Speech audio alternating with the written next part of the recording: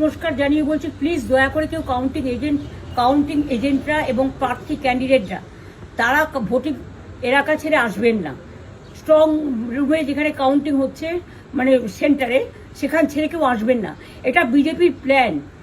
প্রথম 2-3 রাউন্ডে আমি কালকে থেকেই বলছি যে ওদেরগুলো আগে দেখাবে, আমাদেরগুলো পরে দেখাবে। এবং অনেক জায়গায় 2-3 রাউন্ড কাউন্টিং করার পরে প্রায় 100টা জায়গায় কাউন্টিং বন্ধ করে রেখে দিয়েছে। এবং কল্যাণীতে ধরা পড়েছে 7টা মেশিন, যেখানে কোনো মিল নেই। এটা টোটাল ফোর্স, পুলিশ সেন্ট্রাল ফোর্সকে দিয়ে চারিদিকে তৃণমূল কংগ্রেসের উপর অত্যাচার করছে, অফিস ভাঙছে, জোর করে দখল করছে। এসআইআর নামে আপনারা দেখেছেন ভোট লুট করেছে যাতে যে সিটগুলো জিততে পারে।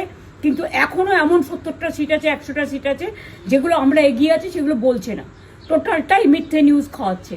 আগে ডিআইসিও এই খবরগুলো দিত, কিন্তু তাকে কালকে চেঞ্জ করে দেওয়া হয়েছে। টোটালটাই ইলেকশন কমিশন নিজের ইচ্ছে মতো খেলছে, এবং সাথে কেন্দ্রীয় বাহিনীকে নিয়ে। এবং আমাদের পুলিশরা টোটাল মাথা নত করে কেন্দ্রীয় বাহিনীর আন্ডারে কাজ করছে। সুতরাং আমি আমাদের কাউন্টিং এজেন্টদের, আমাদের সমস্ত পার্টির কর্মীদের বলবো, অত মন খারাপ করার কারণ নেই। আমি বলেছিলাম সূর্যাস্তের পরে আপনারা জিতবেন। 3 রাউন্ড 4 রাউন্ড কাউন্ট হলেও এটা 14 রাউন্ড থেকে 18 রাউন্ড কাউন্ট হয়, তখন আপনারা জিতবেন। Wait and see, watch. আমরা সবাই আপনাদের সাথে আছি, আপনারা কেউ ভয় পাবেন না, নিশ্চিন্তে থাকুন। আবার বাঘের বাচ্চার মতো লড়াই করে যাবো।